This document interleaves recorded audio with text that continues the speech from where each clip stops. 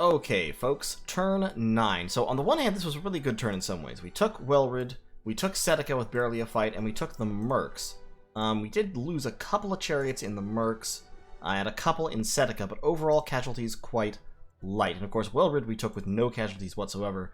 There were no enemy commanders to assassinate there. So I actually could have moved those guys on, but it was worthwhile having them there just you know, for the off chance. However, Demise attacked me. With his Colossi Light Infantry. I think this was him probing to see how well I was defending, or possibly to figure out exactly where I was and where my troops were.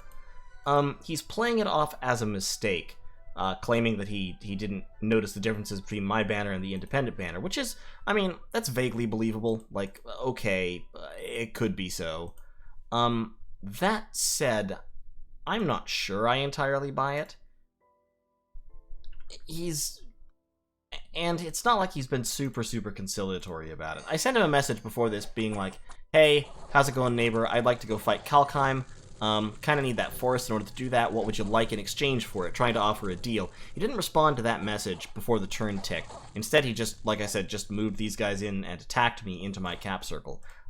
There's several reasons he should have known not to do that. First of all, I mean, the banner does have a bright pink border, which is, like, moderately visible. But secondly, of course, as I said, all of the starting positions on this map were, like, out there and demonstrated. Also, the fact that I'd sent him a message indicating that I saw him and knew where he was probably should have double-checked the map at that point. So, I'm not feeling super friendly about it, which is why I'm doing this. I'm assassinating his Dryad over here. I think my assassin will beat his Dryad without any problem.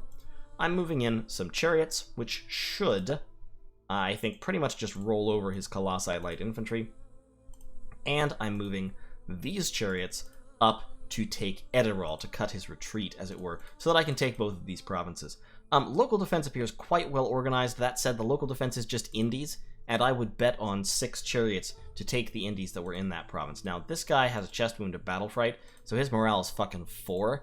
That's actually the weak point of this, that whole thing, because he might drag morale down and fail a check. Do you have battle fright? No, so you have morale 9. Yeah, I'm gonna put him in this squadron instead. Their morale's already shit, but they're very slow also, so that should be okay. This is an aggressive move. I don't think it's a move that will spark a war directly, immediately, especially because I have a good reason to want this province, which is I want to fight Kalkheim, and that's true. I've said that to him, and it's accurate. I do want to fight Kalkheim. I do not want Kalkheim going crazy. Love the flag. The Kalkheim flag is really cool, but Kalkheim is a very serious mid-game danger, and I want to nip them in the bud. Now, obviously, lots of nations in this game are very serious mid and late game dangers. Sacreds of Hell are a serious danger. Prime is a serious danger. Illwinter, less of a serious danger than some of the others, but still a serious danger. Ralala, I would say, is not much of a serious danger, which is why I've made peace with them. The Order of the Divine Flame is definitely a serious danger. So, like, there's good reasons for me to want all of these people dead, but I kind of have to pick one to fight. So, I would like that to be Kalkheim. I would be happy to fight Kalkheim. I would be happy to cooperate with Demise in fighting Kalkheim. It's going to be a little bit difficult because this province has fucking Pazuzu, the Lord of the Plague Wind, guarding it. Now, as an independent, he'll obviously be a lot easier to defeat than a super combatant in the hands of a player would be, but Pazuzu is still a fucking super combatant chassis. It's kind of alarming. And this is a throne, so I have to kind of go through one or the other to get to Kalkheim. Fortunately, however, these are, both of these are bridged rivers, so I can get through there from Monarch Woods, and that is actually a super valuable province, if I can get it. That's Kalkheim's capital right there. And that, of course, is the Order of the Divine Flame. So, I think I'll win both these fights. If I don't win both these fights, it'll still be pretty much okay. The only worry is if I lose one or both of these fights, it may encourage Demise to try and like, see that as a reason to push against me. Which would, A, be a poor decision on his part, because I can shit out chariots that, I think, counter pretty much everything he's got pretty effectively in the early game. Except for Polemarch commanders, who they cannot trample. Them I need another counter for. But beyond that, beyond Polemarchs, I think all of his troops are pretty much pretty much boned by my chariots. Yep, all of his troops are boned by my chariots. Even Savaran Guard. Savaran Guard have high prot, but only a middling defense skill as cavalry go, and defense is what matters against trample. Prot is, of course, trample is AP damage. The trample of the chariots is 13 armor-piercing damage. It's 4 plus, its size times 2 plus 5 armor-piercing. So 8 plus 5, 13, yeah, 13 damage, AP. So 13 versus 10 prot. A few tramples will kill a Savaran Guard. A couple of tramples will kill a Mouflon Cataphract. Tramples will kill Colossi Light Infantry, albeit they'll take a little bit longer. Tramples will even kill Vanheers eventually. Vanheers are a pretty good counter, but they're less of a counter against trampling chariots than they are against all infantry. Vanheers are an amazing counter against all infantry, because they have glamour, so you only have a 1/3 chance of hitting them in the first place. Their defense and attack skills are actually pretty good. They hit like trucks with 2 attacks each, and they have Berserker plus 5. Plus 5! Jesus Christ. When they go Berserk after they take damage, their attack skill becomes 18, and their damage goes up to 24 and 26, respectively. It's absurd. Also, they're fucking stealthy, because they're elves. Like, why else? Why wouldn't they be? They do cost 40 gold and 28 recruitment points, so they're a little expensive. But if he's taken scales, if he's taken, like, any scales, he can still crap out Vanheers, and he has. We can look here. He's got a point of Dominion here, and he's got order, productivity, and growth. He has taken misfortune, so my scales are better. He's also taking cold. Yeah. So my scales are better, but he's still got scales. He can still churn out Vanheers pretty well. Enough chariots will still kill Vanheers, but it will cost a lot. He's also started to recruit Limitani Premanis, which he can recruit outside of his capital. They're very hard countered by chariots, because their defense skill is relatively low. They rely mainly on high prot, but they have low combat speed, so they get trampled a number of times every round, and their prot gets halved by the armor piercing. So if I do have to go to war with somebody, I don't mind going to war with the Order of the Divine Flame. I would prefer to go to war with Kalkheim, but Demise is fine too. These are villains. I don't care about villains. They're super weak. Yeah, like I said, I should be able to beat that province defense pretty easily. And Esquania, I'm going to take out that party, I think, pretty easily. And so that is going to be the turn. In terms of research, I'm still not doing any research. Everybody's moving. I am, however, going to cancel that Stalker. And what we're going to do is we're going to switch over to recruiting Conjurers and Magi. Actually, no, we're going to go full Conjurer. We're going to mass up Conjurers as quick as we can. We're going to do research with them. And we are also going to use them as our combat mages if we have to go into combat. We already have Thaumaturge D1. Worst case scenario, Mind Burn is a pretty decent early combat spell. We already have Far Strike, which is also pretty good for early combat. And with Alteration 2, will give us Earth Meld. So as soon as we hit Alt 2, we'll have a useful Earth combat spell for Earth Communions to spam. After that, Construction. I don't know that I actually need Construction that early.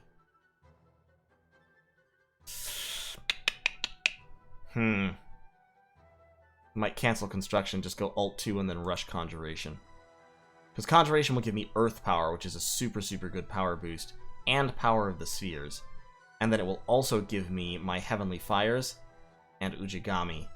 My other strategy is Evocation 4 for Strange Fire. Strange Fire is 8 armor piercing, so it's not a ton of damage against normal human troops, but it's AoE 3. And Fire Cloud. Fire Cloud is actually also a pretty good one if the enemy hasn't taken fire resistance. Strange Fire is unresistible, so even against humans, it's pretty decent. And if I form a small communion and cast Power of the Spheres, I can cast it at 10 or 11 AP without too much trouble. Also, Magma Bolts. Magma Bolts is one that my Magi can just throw, like, right out of the gate, and it does a lot of damage if it hits. It's just not very likely to hit. So, Evocation, also a good early combat spell. Or Path, rather. Kinda have to pick whether I want Evocation or Conjuration first. To be honest, Evocation is probably the way to go. Because I don't really need my Heavenly Fires and Ujigami immediately. Although Ujigami would be really, really nice to have, don't get me wrong. My Earth income is not good, though. My Astral and Fire income is a lot better. I haven't found many Earth sites yet. Well, we'll leave the research. I'll muse about that. We deleted the construction for sure, but I'll muse about conjuration versus evocation. In any case, that's turn 9. We'll see how turn 10 goes. Down here, Shaggy is actually taking a turn to build a palisade. These assassins are sneaking down into fields of gold, which is cataphracts and light cavalry. I think I should be able to assassinate my way through this province. Unfortunately, it is cold because it's winter. My heat dominion is keeping the cold out of here, but not out of here. So, actually, can Shaggy reach? He cannot. Damn. It would take him 2 turns. Okay, so yeah, build the palisade. Alright, so that's the turn. Iconium can move over that way. Stene can take over the fort construction, and we'll assassinate our way into at least this province, and hopefully also this province pretty quick. That'll be the turn. See you in turn 10. Okay, turn 10, everything went perfectly. First of all, the assassination attempt against the Dryad. This is why Stalkers are so radical, right? He's up against not only the Dryad, but also a Colossi light infantry bodyguard. But here's the thing. The bodyguard actually stands in that same square, throwing javelins. First of all, we get to see the blessing. Shock resistance plus 15, cold resistance plus 15, reinvigoration, magic resistance, and blood surge. This is a really wide rainbow bless, which in this game I think is probably a bad idea, but who knows. In any case, shock resistance, cold resistance, each plus 15, so that's 4 points of each if I recall correctly. It may actually be air 5. Reinvigoration is earth 4, magic resistance is astral 4, and blood surge is blood 4. Plus, I think there's 1 point of blood not spent there. So, I don't know where that... No, blood surge is 4 points? I think blood surge is 4 points. I don't remember. In any case, this is an air, water, earth, astral, blood rainbow. And given that he has good scales, or seems to have good scales, it's probably imprisoned. In any case, what I was saying was, the bodyguard is actually just standing here in this same square, and as a result, he's letting the Dryad get stabbed, because Antonius is attacking the Dryad. So, yeah, they're standing there trying to attack him, and they're not succeeding because he's ethereal. The Dryad is casting Poison Touch, which does poison Antonius, but... And I don't get why this happens, where, like, the Stalkers don't really seem to attack, except he did attack there, and he fucking wrecked. He wrecked the Dryad there. He passed his awe check. And so yeah, awe negated 2 attacks on the Dryad, which Dryads are pretty good at awe negating attacks, but my assassins actually have fairly high morale. Morale 14, so they're likely to pass those checks. And then he hit her with the poison dagger and just stabbed her absolutely to death. After which, I think this guy should rout, right? Yeah, he just runs away. And Antonius, just barely lives with 1 hit point. He survives the poison. He got a limp from it, but he lived. Antonius, good job. And then, in Edirol, we rolled in against their province defense with our chariots, and trample. We lost 1. I think we lost our crippled up chariot. Wiped him out with no problem. 3 of the Mitanni Pramanis plus the province defense, 6 points of it. And then in Esquania, we rolled in against his now leaderless 3 Colossi, and they routed off the battlefield with no trouble whatsoever. So, actually that makes me feel a little bit bad, because since he didn't put any province defense in here, that means he was actually trying to leave. So, you know, fair play to you. But I did really want this province, in all fairness, so I just went and took it. And that's what I did, because that's who I am. Welrid here, so...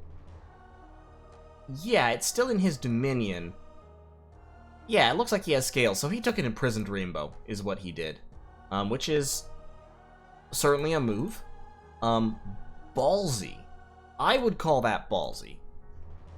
Especially because he took Vanheers, and Vanheers are a unit that really wants, like, a hellaciously powerful bless, which this is not. I mean, Blood Surge is good for them. Like, Vanheers with Blood Surge will still do work.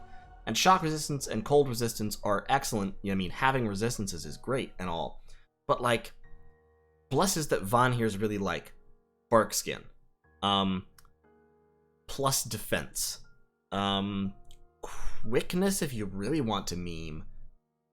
But like Blood Surge and Barkskin is a really easy and really powerful combination to slap on Vanheers, because Blood Surge makes them even more killing machines than they already are, and Barkskin makes them incredibly tough, like stupidly, annoyingly tough to kill.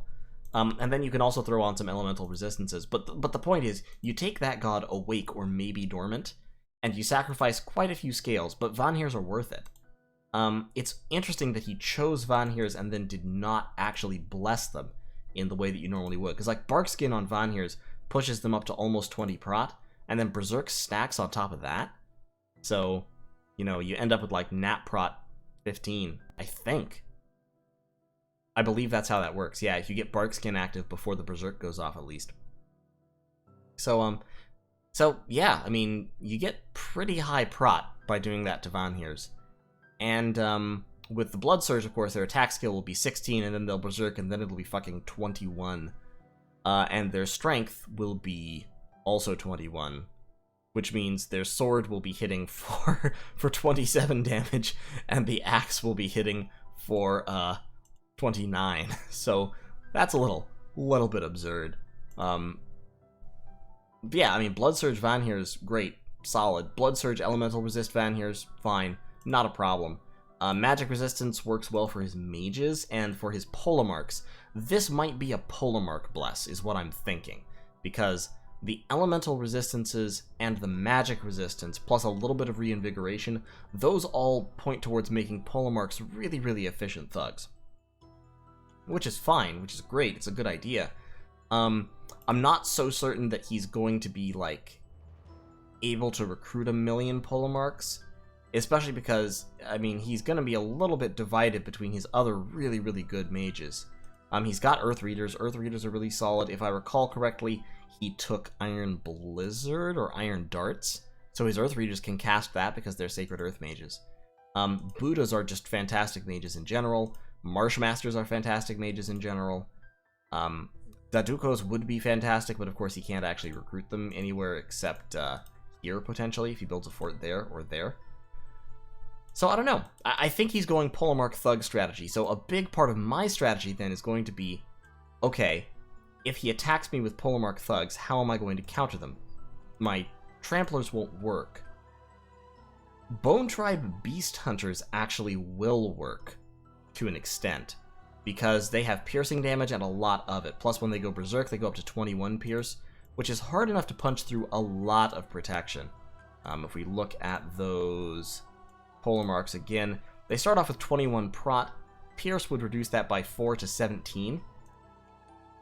21 Pierce versus 17 prot on a 35 HP chassis will punch through pretty quick, especially if he's a giant and so can get harassed down with his defense skill. I think a Polemarch would have to be pretty heavily geared to survive an attack by a ton of Bone Tribe Beast Hunters. I also, of course, have my blessed Souse, or Saoi. They get up to 19 damage with the Strength Bless, plus the Berserk pushes them up to 20. They could potentially do it, and the Berserk will mean they won't rout, which is one way that thugs tend to win fights against large numbers of troops. So that's a possibility. That said, I think they take a lot of casualties, and they're less efficient at it than Bone Tribe Beast Hunters. Pegasus Riders? No. Bad idea. Spamming a ton of Crossbowmen? Yeah, that could also work. AP piercing damage reduces prot by a total of 60%. So if we look at them again, against, if they miss the shield parry, if they have a shield, if they miss the shield parry, then subtracting this by 60% pushes them down to, I think, 8 or 9 prot, which crossbows can absolutely punch through and do damage. If they get the shield parry, shields and prot don't have a limit at 40 like just armor and nat prot stacking does, so it would be effectively 43. But reducing that by 60% is still a pretty hefty chunk of damage, and especially if he's put a more typical thug shield on a Polemarch, like a Vine Shield. Crossbows go through Vine Shields very, very easily. So just massing crossbows could potentially do it against Polemarchs.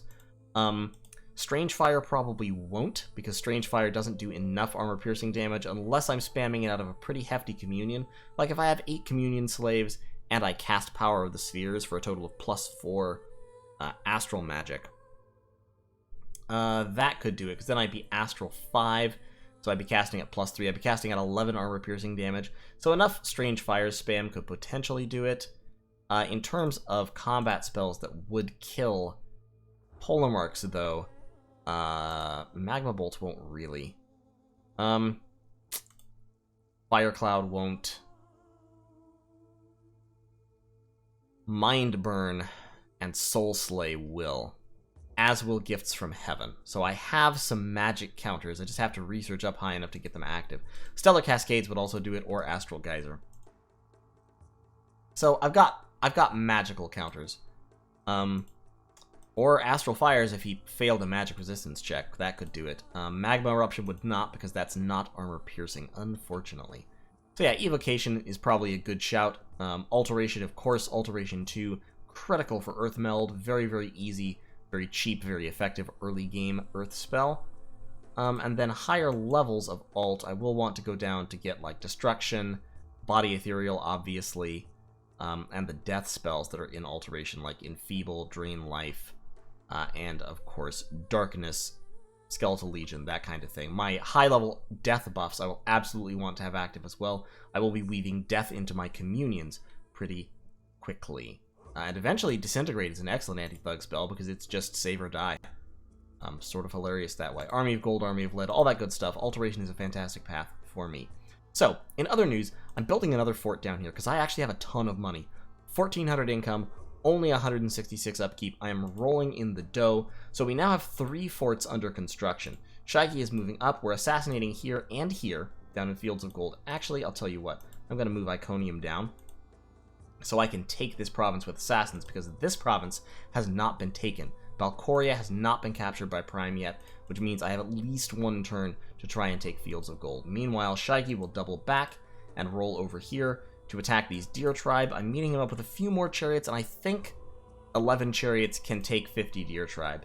It's a little bit of a gamble. I think that's pushing it slightly, but I believe they can do it. I have faith in the heart of the cards. We're spamming out some more chariots, and we're going double Magus this turn, which will kick our research up a little bit. It's about time to start doing some research. My second fort is about to come online. We've gotten a reasonable amount of site searching done. In total, my gem income right now is 8, which isn't fantastic, but isn't terrible for this point in the game. We will site search there and then build a lab next turn, and then we'll site search that province as well. And at that point, I'll have most of my provinces site searched for Astral Fire and Earth 1. Ianthus is starting the palisade over here. We're recruiting a mounted commander to take it over, and then he will site search and build a lab. I'm building a fort here because it has pretty good recruitment points. Not many resources, but it can pull some resources from these provinces, and I should be able to start churning out a couple heavy cavalry per turn from this province. Having some heavy cavalry will add a little bit more oomph to my armies, and having a cavalry option that's not the Grey Knights would be nice. Now, speaking of Grey Knights, I have so much money, I was actually strongly sitting here contemplating recruiting 5 Grey Knights.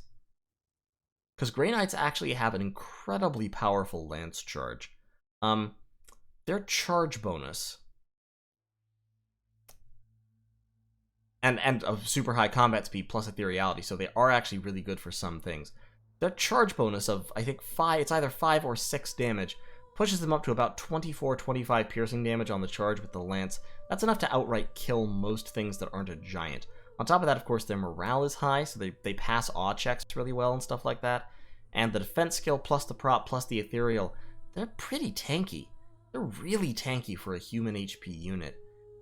Magic spells, I mean, the weakness of Grey Knights is just that magic fucks them, like it does all ethereal units. But for stealthy ethereal units,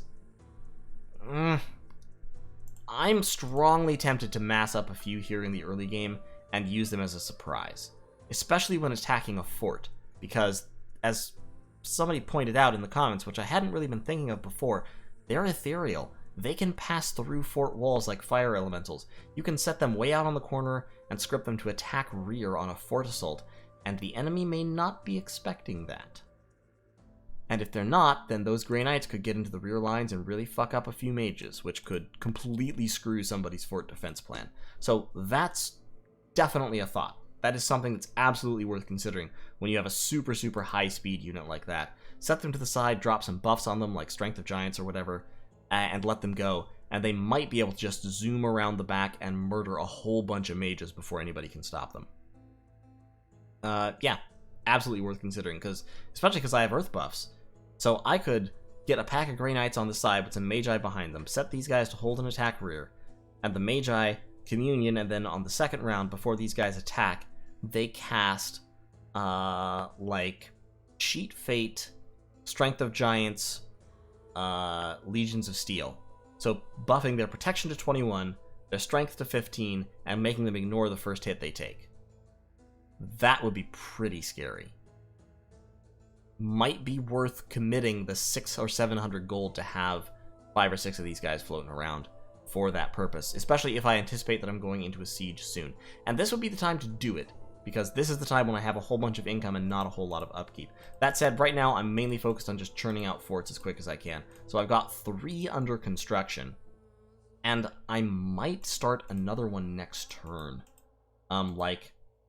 This is actually a good place for a fort, to be honest. It has almost no resources, but it has a ton of recruitment points, and a lot of income. It's gonna really draw resources and stuff away from here, but overall, that would be a pretty good place to build a fort, to be honest. Yeah, like, Seneca, unfortunately, is a terrible place to build a fort. It has no resources and low recruitment points because its population is low. I don't really need, like, knights would be nice, especially because they're only 35 gold, which is, I mean, it's 5 more than heavy cavalry, but not too bad. But I just can't really build them here. I guess I can draw resources from 3 provinces, so I could get up to probably recruiting 1 or possibly 2 knights per turn with a citadel. But overall, Seneca just isn't a great place for a fort. And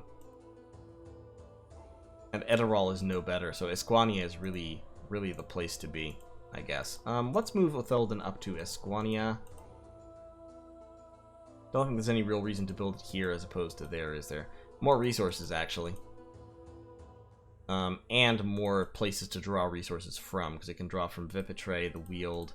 I am going to end up actually running some of my provinces out of resources, especially if I upgrade to citadels. Citadels draw 60% of the resources from adjoining provinces, and so they will, if there's 2 citadels trying to draw from the same province, they'll actually run it entirely out of resources. And I'm building a fort there, and a fort there, so this province is going to lose resources instantly.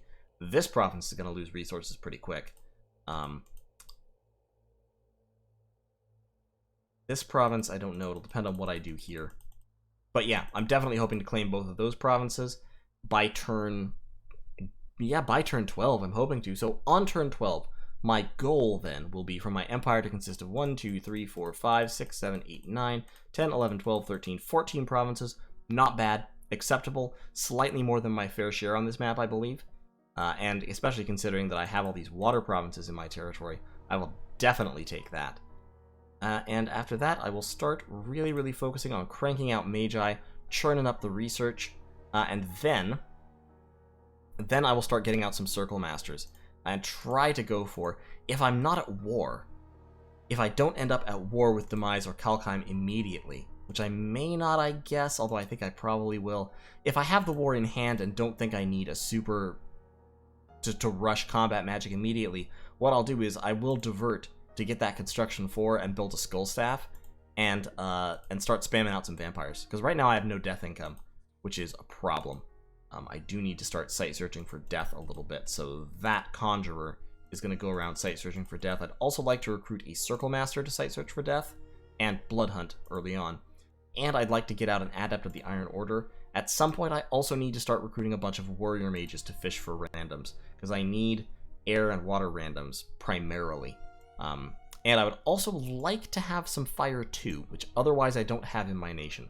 Warrior mages are my only potential source of fire too, and for them, of course, it's about a 6% chance. So I need to spam out 15 or 16 warrior mages before I will, on average, have a fire 2 one. So that will also take some time. But in any case, that's turn 10. Overall, this is going quite well. I'm very happy with how this is going. We'll see how Demise reacts to this. Probably badly, but you never know. Might be good. Everything might be fine. He's already met Kalkheim. He may be more worried about them than doing anything to me, so he may just really want an ally against them. Getting to them of course, will require either busting through Monarch Woods, which shouldn't be super, super hard, but will require a significant commitment of resources, or busting through Flemistan, which might be super hard or might be super easy, depending on what Pazuzu does, what he's scripted to do, or what gems he has. But we'll find out. Thanks for watching. See y'all in turn 11. Alright, turn 11. So we assassinated a couple of mounted commanders. Mounted commanders, interestingly, wasn't really expecting... Well, yeah, actually, yes, I was. This is Cataphract, so they have mounted commanders. Launching 2 more assassinations and attacking. In Vipitre, we got plus 10 income. We've completed the first palisades up here in Terram. We still have 3 more under construction. So inside of another 2 or 3 turns, we're going to have a total of 5 forts. We've got one over here that'll take 3 turns to complete. We've got one right here that'll take 2 turns to complete. And we've got one right here that will only take 1. Now, of course, building all 3 of these will sharply limit the resources available to any one of them, but all of them will end up with at least some resources, and I do have very efficient low-resource troops if I need to use up excess gold on getting good troops. Bone Tribe Beast Hunters and my Crossbowmen are both quite low resource. Burgmeister Guard do cost some resources, so I won't be able to spam Burgmeisters from these locations, but to be honest, that should still work out fine. Now, Demise is reacting poorly to the little land grab here, which is, you know, fair enough.